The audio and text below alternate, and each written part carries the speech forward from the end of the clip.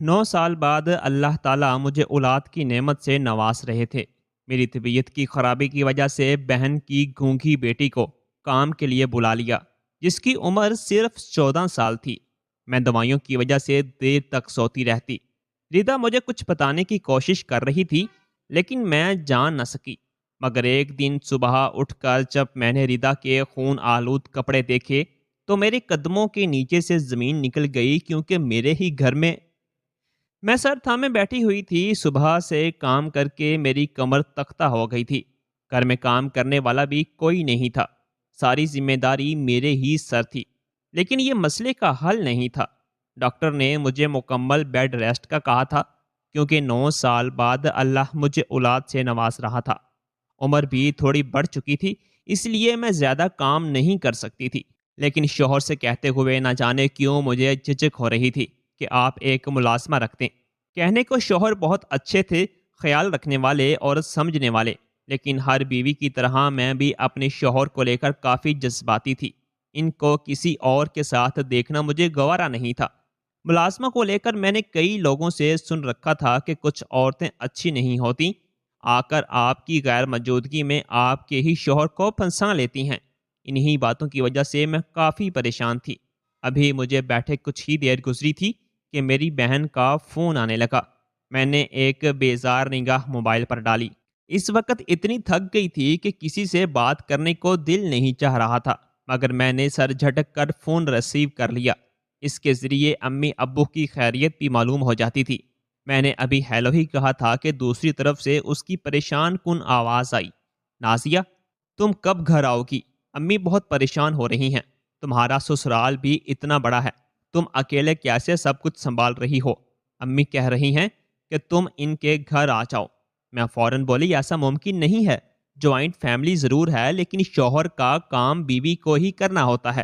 اگر میں آ گئی تو تمہارے بہنوئی کا کیا ہوگا؟ بس اس لیے تھوڑا پریشان ہوں۔ میری بات سن کر بہن فوراً بولی کیوں پریشان ہوتی ہو؟ کچھ دن کے لیے سب بھول جاؤ، تمہیں اپنی اولاد سے لگاؤ ہونا چاہیے۔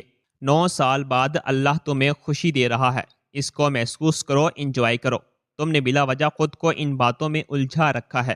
اس کی بات سن کر میں چند لمحے خاموش رہی اور پھر کچھ سوچ کر بولی، ہاں 2 دن کے لیے جاؤں گی تاکہ طبیعت بحال ہو سکے۔ کام کر کے میرے ہاتھ شل ہو گئے ہیں۔ کچھ ایسا ہو جائے کہ میں اپنے سسرال میں بھی رہوں اور مجھے زیادہ کام بھی نہ کرنا پڑے۔ جوائنٹ فیملی میں کوئی کسی کا درد نہیں سمجھتا۔ اگر انسان اکیلا رہ رہا ہو تو شوہر بھی ہاتھ بٹا دیتا ہے، لیکن جوائنٹ فیملی میں اگر شوہر ایک گلاس بھی اٹھا کر کچن میں رکھ دے تو باتیں بننا شروع ہو جاتی ہیں۔ میری بات سن کر چند لمحے بعد بہن بولی، اچھا ایک کام کرو، کوئی ملازمہ رکھ لو۔ تمہارے شوہر کے لیے ملازمہ افورڈ کرنا کوئی مشکل بات نہیں، اللہ کا دیا سب کچھ ہے تمہارے پاس۔ ملازمہ رکھ لو گی تو آسانی ہو جائے گی۔ اپنا کام کے لیے پرماننٹ رکھ لو، جو کام تم کرتی تھی وہ ملازمہ کر دیا کرے گی، اور مجھے نہیں لگتا کہ تمہاری ساس یا جٹھانی دیورانی کو کوئی مسئلہ ہوگا۔ تمہاری جٹھانی کے پاس بھی ایک میڈ آتی تھی جب وہ حاملہ تھی۔ میں اس کی بات سن کر بولی، ہاں یہ بات تو ٹھیک ہے، لیکن وہ ملازمہ 24 گھنٹے میرے سر پر سوار رہے گی، اسی دوران شوہر بھی آئیں گے۔ یار ایسا کہنا تو نہیں چاہیے، لیکن میں کسی پر بھروسہ نہیں کر سکتی۔ تم نے تو سنا ہوگا آج کل کتنے کیس سامنے آ چکے ہیں کہ ملازمہ نے مالک کو پھنسا لیا، مالک کا دل ملازمہ پر آ گیا۔ اس لیے میں نہیں چاہتی کہ میرا گھر برباد ہو۔ مر جاؤں گی لیکن ملازمہ رکھنے کا سوچ بھی نہیں سکتی۔ میری بات سن کر بہن فوراً ڈانٹتے ہوئے بولی، بیوقوف ہو تم، بلا وجہ خود کو تھکا رہی ہو۔ تمہاری عمر ہی کتنی ہے جو ان باتوں کو سوچنے میں لگ گئی؟ ابھی صرف اپنی صحت کا خیال کرو، اور مجھے نہیں لگتا کہ ایسا کچھ ہوتا ہے۔ پہلے زمانے میں ایسا پھر بھی ہو جاتا تھا، لیکن تمہارا شوہر پڑھا لکھا انسان ہے، بھلا وہ کیوں آنکھ مٹکا کرے گا؟ وہ تم سے کتنی محبت کرتا ہے، یہ سب کے سامنے ہے۔ لیکن پھر بھی میرا دل مطمئن نہیں ہوا تھا۔ میں نے بات کو گھما پھرا کر ختم کر دیا۔ لیکن کہتے ہیں نا کہ ایک بہن ہی آپ کا درد محسوس کر سکتی ہے۔ اس نے بھی 4 بچے جنم دیے ہیں، اسے معلوم ہے یہ وقت کتنا حساس ہوتا ہے۔ رات تک اس کی دوبارہ کال آئی۔ میں اپنے شوہر کے ساتھ ان کے قریب بیٹھی تھی، مووی دیکھ رہی تھی۔ میں نے حیران ہو کر موبائل دیکھا تو ایک وقت میں 2 بار کال۔ میں نے کال ریسیو کی تو وہ بولی، کیسی طبیعت ہے؟ اب کیسا محسوس کر رہی ہو؟ اس کی بات سن کر میں مسکرائی۔ آپ بتائیں کیا اسے ہاں بول دوں؟ میری بات سن کر میرے شوہر چند لمحے خاموش رہے اور پھر مجھے دیکھتے ہوئے بولے، دیکھو یہ تمہارا اپنا مسئلہ ہے، مگر ریدا کافی اچھی بچی ہے، کافی گھریلو ہے، کام بھی سارے آتے ہیں اور سلیقہ مند بھی بہت ہے۔ امی کو بھی کوئی اعتراض نہیں ہوگا، اور اچھی بات ہے تمہاری اپنی بھانجی تمہارے قریب ہوگی، تم اس سے اپنا دکھ سکھ بھی بیان کر سکتی ہو۔ اس وقت میں تو کسی اپنے کا ہی سہارا چاہیے ہوتا ہے۔ شوہر کی بات سن کر میرا دل تھوڑا مطمئن ہو گیا۔ اگر انہیں کوئی اعتراض نہیں تھا تو کیوں ہوتا؟ میں نے فوراً ہی ہولڈ سے موبائل ہٹایا اور اپنی بہن کا شکریہ ادا کر کے اپنی طرف سے رضامندی دے دی۔ وہ کچھ کہتی اس سے پہلے ہی میرے شوہر بلند آواز میں بولے، آپ پریشان نہیں ہونا، میں خود ریدا کو شام میں لینے کے لیے آ جاؤں گا۔ کام سے واپسی پر ریدا کو لیتا ہوں آؤں گا۔ آپ آئیں گی پھر جائیں گی، چھوٹے بچے بھی ہیں۔ میرے شوہر کی بات سن کر میری بہن فوراً بولی، ارے ہاں، میں یہی بولنے والی تھی، ابھی میرا تمہاری طرف آنے کا کوئی ارادہ نہیں ہے اور نہ ہی ممکن ہے۔ بس ریدا کو کسی بھی طرح بلا لو، میں اس کا سامان وغیرہ باندھ دوں گی۔ جبکہ میں جی باجی بول کر فون بند کر چکی تھی۔ اگلی صبح کا سورج پوری آب و تاب سے روشن ہوا۔ روزمرہ کے میرے حصے کے کام میں نے بڑی مشکل سے کیے۔ ایک دو بار میری دیورانی نے بڑے پن کا مظاہرہ کر کے مجھے کرسی پر بٹھایا، لیکن مجھے معلوم تھا آج کر کے ساری زندگی نہیں گزارنی، اس لیے میں نے اس کی مدد لینے سے گریز کیا اور خود ہی کھڑی ہو کر برتن وغیرہ صاف کرنے لگی۔ ابھی کچھ ہی دیر گزری تھی جب گھر کی ڈور بیل ہوئی۔ ہم سمجھے شاید پانی والا یا کچرے والا آیا ہوگا، مگر گھر کا مرکزی دروازہ کھلا اور کوئی اندر داخل ہوا، یعنی کوئی گھر کا ہی فرد تھا جس کے پاس چابی بھی موجود تھی۔ میں کچن سے باہر آئی تو میرے چہرے کی مسکراہٹ کھل اٹھی۔ سامنے ہی میری بھانجی کھڑی ہوئی مسکرا رہی تھی۔ فوراً ہی بھاگ کر وہ میرے قریب آئی اور میرے گلے سے لگتے ہوئے اشارے کر کے بتانے لگی کہ خالو وقت سے پہلے ہی آ گئی، میں نے سامان پہلے ہی تیار کر لیا تھا، اس لیے مجھے مشکل نہیں ہوئی۔ آپ کیسی ہو؟ اس کے پوچھنے پر مجھے بڑا لاڈ آیا۔ میں نے جھک کر اس کے ماتھے پر پیار کیا اور اسے دیکھتے ہوئے بولی، ہاں میری لاڈو، میں بالکل ٹھیک ہوں، تم کیسی ہو؟ جبکہ وہ بھی اشارے سے خوش اور ٹھیک ہونے کا پتہ دے رہی تھی۔ اسی وقت میرے شوہر اس کا سامان لیے اندر آ گئے۔ چہرے پر غضبناک تاثرات تھے۔ وہ سامان کو ایک طرف پھینکتے ہوئے کافی غصے میں بولے، ریدا، اپنا سامان آپ کو خود لے کر آنا چاہیے تھا، بلا وجہ مجھے بھی اندر آنا پڑا۔ ان کے اتنے سخت انداز پر ریدا خاموشی سے میرے پیچھے چھپ گئی۔ اس کا یہ چھپنا میری سمجھ سے باہر تھا، جبکہ میں اپنے شوہر کو آنکھوں ہی آنکھوں میں خاموش رہنے کی تاکید کر کے اسے لیے کچن میں آ گئی۔ اس نے میری دیورانی کو سلام کیا اور مجھ سے کام وغیرہ کا پوچھنے لگی، جبکہ میں سر نفی میں ہلاتے ہوئے بولی، کیا ہو گیا؟ آتے ساتھ ہی کام کرو گی؟ ہاں مجھے معلوم ہے تم یہاں پر میری مدد کے لیے آئی ہو، لیکن خود کو یہاں کی ملازمہ مت سمجھنا، میری بھانجی ہو تم میرے گھر کی فرد، سمجھ آئی؟ جبکہ وہ کھلکھلا کر ہنسی اور اپنی امی کی باتیں اشاروں میں بتانے لگی کہ وہ بھی آنا چاہ رہی تھی، مگر بابا نے اجازت نہیں دی، وہ شاید ویکنڈ پر آئیں گی۔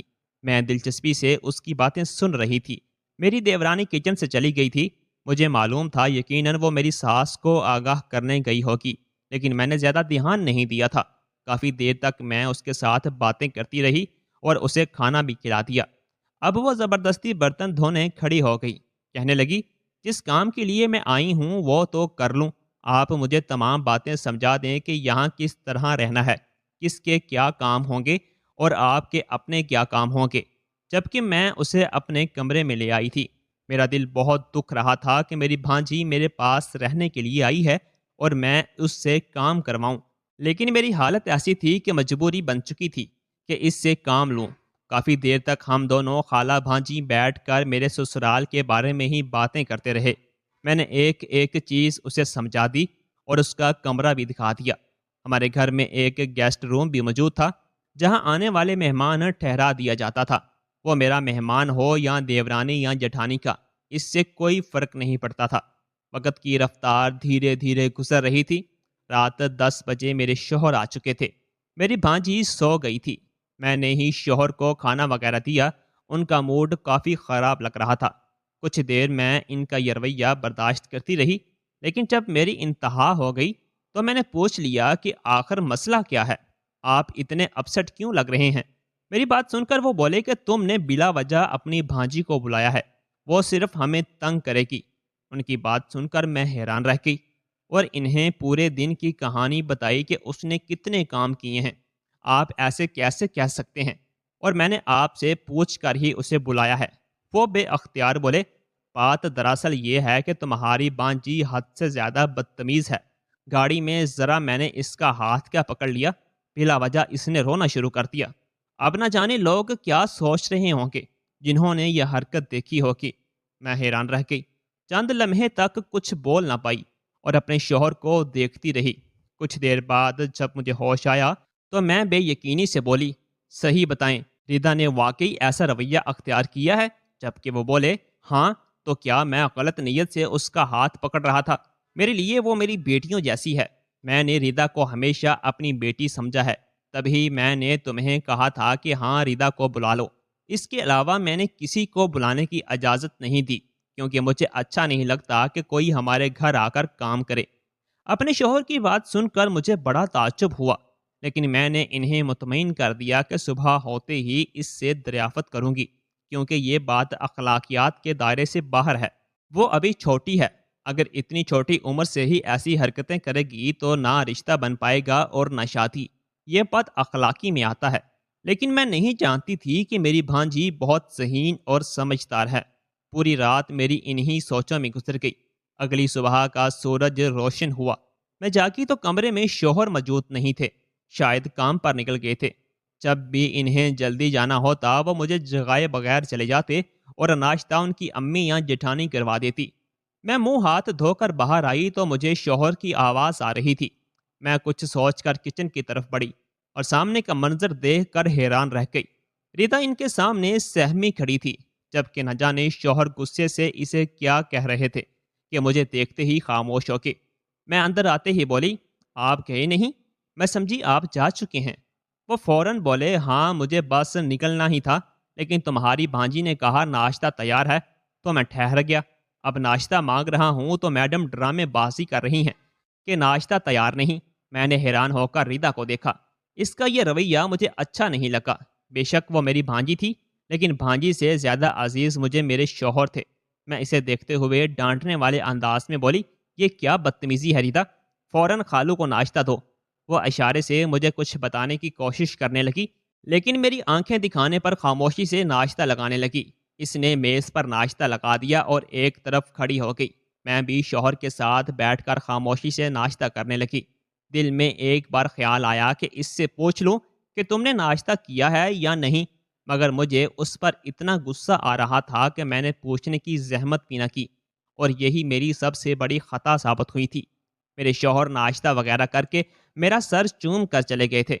रिदा पास ही खड़ी हुई थी। न जाने मुझे क्या हुआ कि अचानक ही मैंने इसका हाथ थामकर कुर्सी पर बिठाया और आंखें दिखाते हुए बोली, देखो रिदा, बेशक तुम यहाँ पर मेरे लिए आई हो, लेकिन तुम्हारे खालू तुम्हारी पहली तरजीह होना चाहिए। तुम उनका बेहद ख्याल रखोगी। अगर तुम्हारी तरफ से मुझे कोई भी शिकायत मिली तो याद रखना, मैं तुम्हारे साथ अच्छा रवैया नहीं रखूंगी। अगर वो तुम्हारा हाथ पकड़ रहे हैं, तुमसे बात कर रहे हैं या तुम्हें किसी बात पर डांट रहे हैं, तो तुम कुछ नहीं कहोगी। वो बड़े हैं, ये सब कर सकते हैं, और वो तुम्हें अपनी बेटी मानते हैं। उल्टा सीधा सोचने की ज़रूरत नहीं। और अब जाओ, ये बर्तन वाश कर दो और खालू का एक ड्रेस भी प्रेस कर देना, ताकि कल इन्हें परेशानी ना हो। तुम यहाँ मेरी खिदमत के लिए लाई गई हो, तो बेहतर है कि अपने काम से काम रखो। बिला वजह मुंह बनाना और इनसे बदतमीजी करने का हक मैं तुम्हें नहीं दूंगी। और अगर तुमसे ये काम नहीं हो रहा या तुम्हें उलझन महसूस हो रही है तो रात तक अपने घर चली जाना। यह कहते ही मैं गुस्से से उठकर अपने कमरे में आ गई। मैं जानती थी कि मैंने बहुत ज़्यादा गुस्से से बात की है। मुझे इस तरह का अल्फाज इसको नहीं बोलने चाहिए थे। वो मासी नहीं है, बल्कि मेरी भांजी है। वो मेरा ख्याल करने के लिए आई थी, लेकिन मैं क्या करती। मैं अपने शौहर को लेकर हद से ज़्यादा जज्बाती थी। इनसे बेहद मोहब्बत करती थी और इनके खिलाफ एक लफ्ज़ भी सुनना मुझे गवारा नहीं था। अपने कमरे में आकर मैंने गहरी सांस ली और अपनी बहन को भी इसके तमाम करतूत बताए जो इसने पहले दिन ही किए थे। मेरी बहन ने मुझे खुली छूट दे दी कि अगर ये बिला वजह तुम्हें तंग करे तो 2 थप्पड़ लगा देना। माँ की तरह हो तुम इसकी। خبردار جو تم نے ذرا بھی رعایت دکھائی۔ اپنی بہن کی طرف سے بھی کوئی غیر بات سننے کو نہیں ملی تھی، اس لیے میں پرسکون ہو گئی تھی۔ ناشتہ کر چکی تھی، دوائیاں بھی لے چکی تھی، اس لیے اب آرام کو ترجیح دی۔ بستر پر لیٹتے ہی گہری نیند سو گئی۔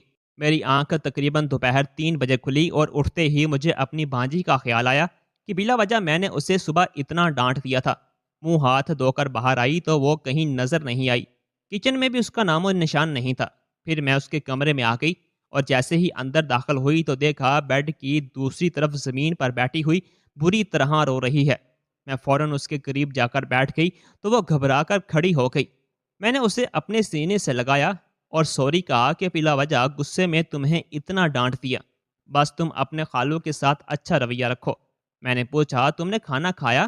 جبکہ وہ سر نفی میں ہلانے لگی، یعنی اس نے ناشتہ بھی نہیں کیا تھا، کیونکہ اس کی عادت تھی کہ ناشتے کے بعد شام 5 بجے تک کچھ نہیں کھاتی اور رات کا کھانا کافی دیر سے کھاتی تھی۔ میں اسے باہر لے آئی جبکہ وہ اشاروں میں مجھے کچھ بتانے کی کوشش کر رہی تھی، لیکن فی الحال میں نے زیادہ دھیان نہیں دیا۔ اسے روٹی بنانا آتی تھی مگر میری ہمت نہیں ہو رہی تھی، کمر میں بھی درد تھا۔ میں نے اسے دیکھتے ہوئے کہا بیٹا بنا لو، میں بیٹھ جاؤں؟ اس نے فوراً ہی سر ہاں میں ہلایا اور جلدی جلدی میرے لیے اور اپنے لیے روٹیاں ڈالنے لگی۔ دوپہر کا سالن میری جیٹھانی بناتی تھی۔ فوراً ہی میں نے ایک پلیٹ سالن لیا اور کمرے میں آ گئی۔ ساتھ ساتھ اسے اخلاقیات کے لیکچر بھی دینے لگی کہ آپ کے خالو ہوں، چاچو ہوں یا پھوپھا ہوں، آپ پر لازم ہے سب کی عزت کرو۔ وہ پھر اشارے سے مجھے کچھ کہنے لگی اور اپنے گال کی طرف اشارہ کر رہی تھی، لیکن اس وقت مجھے کچھ اچھا نہیں لگا۔ کھانا کھا کر میں نیم دراز ہو گئی جبکہ وہ برتن سمیٹ کر کمرے سے چلی گئی۔ پورا دن معمول کے مطابق گزر گیا۔ رات کو میرے شوہر آئے تو ان کا موڈ کافی اچھا تھا۔ میں نے بتایا کہ میں نے رضا کو اچھی طرح سمجھا دیا ہے، وہ اب آپ سے بدتمیزی نہیں کرے گی۔ اگر آپ اس کا ہاتھ پکڑیں گے تو اسے اعتراض نہیں ہوگا۔ دراصل ہم لوگ زیادہ نہیں ملتے، اس لیے وہ آپ سے گھبرا گئی تھی، لیکن اب آپ بے فکر رہیں۔ میرے شوہر کے چہرے پر یہ سن کر گہری مسکراہٹ آئی۔ ایک لمحے کے لیے یہ مسکراہٹ مجھے چبھ سی گئی، لیکن میں نے سر جھٹک دیا۔ رات گہری ہوتے ہی میں بستر پر لیٹ گئی۔ ابھی کچھ ہی دیر سوئی تھی کہ اچانک مجھے عجیب سی بے چینی ہونے لگی۔ میں یک دم بے چین ہو کر اٹھ بیٹھی۔ گردن موڑی تو کمرے میں شوہر موجود نہیں تھے۔ میں بری طرح گھبرا گئی۔ اسی پل کمرے کا دروازہ کھلا اور میرے شوہر اندر داخل ہوئے۔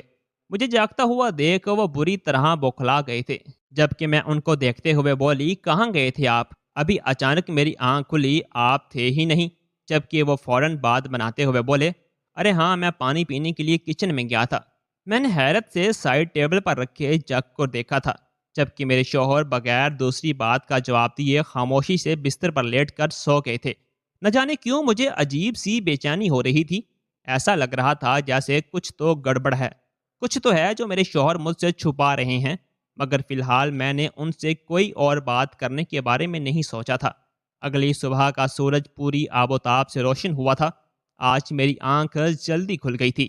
شاید رات کی بے چینی تھی یا پھر کچھ اور بات۔ میرے شوہر بھی پہلے ہی جاگ کر باہر جا چکے تھے۔ منہ ہاتھ دھو کر میں باہر آئی تو معمول کے مطابق کچن سے مجھے میرے شوہر کی دھیمی دھیمی آواز آ رہی تھی۔ میں فوراً کچن کی طرف بڑھی تھی، جبکہ روز مرہ کی طرح میری بھانجی گھبرائی سہمی سی ان کے سامنے کھڑی ہوئی تھی۔ میں اندر داخل ہوئی تو دونوں ہی میری طرف متوجہ ہو گئے تھے، جبکہ میرے آنے سے واضح طور پر میری بھانجی کے چہرے کے تاثرات بدل گئے تھے۔ میں نے گہرا سانس لیا اور خاموشی سے کرسی پر جا کر بیٹھ گئی تھی۔ کچھ نہ کچھ تو ایسا تھا جو میرے شوہر اور میری بھانجی کے درمیان موجود تھا۔ نہ جانے کیوں آج ایک عجیب سا کنیکشن لگا تھا، مگر میں اپنا سر جھٹک کر کھانے کی طرف متوجہ ہو گئی تھی۔ دوپہر کے 2 بجے جب میں دوائیوں کے زیر اثر سو کر جاگی تو میری بھانجی مجھے کچھ بتانے کی کوشش کر رہی تھی جو مجھے بالکل بھی سمجھ نہیں آیا تھا، اور نہ جانے کیوں مجھے اس سے کلفت بھی محسوس ہونے لگی تھی۔ اس لیے میں نے اس کی طرف دھیان نہیں دیا تھا، اور یہی میری زندگی کی سب سے بڑی غلطی ثابت ہوئی تھی۔ پورا دن معمول کے مطابق گزر گیا تھا۔ رات بھی عجیب سی تھی۔ ایک دو بار میری آنکھ کھلی تو مجھے اپنا سر چکراتا ہوا محسوس ہوا تھا۔ میں نے دوسری طرف دھیان نہیں دیا اور واپس سو گئی تھی۔ اگر میں ذرا دھیان دے دیتی تو آج صبح جو میرے ساتھ ہونے والا تھا وہ نہ ہوتا۔ اگلی صبح کا سورج پوری آب و تاب سے روشن ہوا تھا۔ میری آنکھ 10 بجے کھلی تھی اور میں تھوڑی حیران بھی ہوئی، کیونکہ عموماً میں 9 بجے تک جاگ جاتی تھی، کیونکہ مجھے اپنے شوہر کو سی آف بھی کرنا ہوتا تھا۔ گھر پر شوہر موجود نہیں تھے، وہ جا چکے تھے۔ کچن بالکل خالی پڑا ہوا تھا۔ میری ساس اپنے کمرے میں اور باقی جٹھانی دیورانی بھی اپنے کمروں میں تھی۔ مجھے یکدم اپنی بھانجی کا خیال آیا۔ 10 بجے وہ برتن دھو رہی ہوتی تھی، لیکن آج وہ تھی ہی نہیں۔ کہیں اس کی طبیعت تو خراب نہیں ہو گئی؟ یہی خیال کر کے میں کمرے میں آئی، لیکن اگلے ہی لمحے میرے منہ سے بے ساختہ چیخ برآمد ہوئی۔ پورا بیڈ خون خون ہو رہا تھا۔ میں فوراً اس کی طرف بڑھی۔ وہ کافی نڈھال حالت میں پڑی ہوئی تھی۔ میں نے اس کا چہرہ اپنی طرف موڑا اور اسے دیکھتے ہوئے بولی، یہ کیا ہوا ہے تمہیں؟ جبکہ وہ اشارے سے کچھ بتانے لگی اور پھر یکدم میرے ہاتھوں میں بے ہوش ہو گئی۔ میں فوراً چیختی ہوئی باہر آئی۔ میرا دیور گھر پر ہی موجود تھا۔ اس کے ساتھ میں اسے فوراً ہسپتال لے کر بھاگی اور کچھ دیر بعد جو خبر ڈاکٹر نے آ کر دی وہ سن کر میرے قدموں تلے سے زمین نکل گئی۔ ڈاکٹر کا کہنا تھا کہ آپ کی بھانجی کے ساتھ کسی نے زور زبردستی کی ہے اور ان کی عزت چھین لی ہے۔ میں دھنگ رہ گئی تھی۔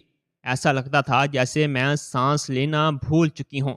میرے گھر میں یہ حادثہ ہونا کوئی عام بات نہیں تھی۔ میں اب اپنی بہن کو کیا جواب دوں گی کہ میں اس کی بچی کی حفاظت نہیں کر پائی؟ مجھے اپنا آپ زمین میں دنستا ہوا محسوس ہو رہا تھا۔ اس کے ساتھ یہ کیا کس نے؟ کیا مجھے یہ بھی معلوم نہیں تھا؟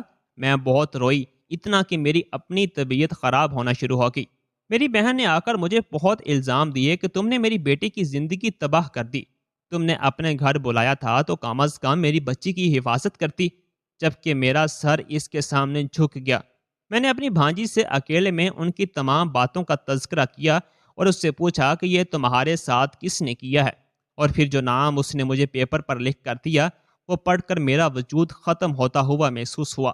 اس کے ساتھ زور زبردستی کرنے والا کوئی اور نہیں بلکہ میرا اپنا شوہر تھا۔ مجھے شروع میں ہی سمجھ جانا چاہیے تھا۔ جب میرے شوہر نے ہاتھ پکڑنے پر اور اس کے برا منانے پر مجھ سے لڑائی کی تھی، میں کافی دیر تک بالکل سن بیٹھی رہی۔ جس کنڈیشن میں تھی اس وقت میرا سٹریس لینا بنتا نہیں تھا، لیکن حالات اتنے پیچیدہ ہو چکے تھے کہ اب مزید اس آدمی کے ساتھ رہنا میرے بس سے باہر تھا۔ میں اپنے شوہر سے بہت پیار کرتی تھی، لیکن جو حرکت انہوں نے کی تھی میرا دل ٹوٹ گیا تھا۔ ایک 14 سال کی بچی جس کو ابھی دنیا کی سمجھ بھی نہیں آئی تھی، اس کا بچپن میرے شوہر نے چھین لیا تھا۔ میں اس درندے کے ساتھ رہ نہیں سکتی تھی۔ میں نے اگلے ہی دن ان سے طلاق لے لی اور اپنی ماں کے گھر آ گئی۔ امی اور بہنوں کو بھی کوئی اعتراض نہیں ہوا، سب نے میرا بہت خیال رکھا اور ٹھیک 3 ماہ بعد اللہ نے مجھے بیٹی سے نوازا۔ اس دن میں خوب روئی تھی۔ بس مجھے ایک ہی ڈر تھا کہ اے رب، مکافات عمل مت کرنا، میری معصوم بچی کو معاف کر دینا۔ اس کے باپ نے جو گناہ کیا وہ اس کے سر پر، میری بچی کے ساتھ نہ ہو۔ انہوں نے کسٹڈی لینے کی بہت کوشش کی، لیکن جب میں نے کورٹ میں تمام مدعا بیان کیا تو بیٹی کی کسٹڈی میرے حوالے کر دی گئی۔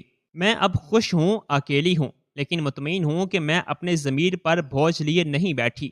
میری بھانجی کے ساتھ جو ہوا میں نے اس کا انتقام لیا ہے۔